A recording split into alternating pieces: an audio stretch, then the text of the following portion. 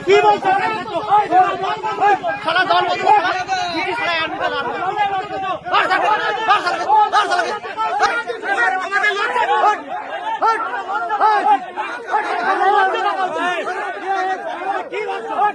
লজ্জা থাকা উচিত। বিজেপিতে তোমাদের লজ্জা থাকা উচিত। তোমরা লজ্জা থাকা উচিত।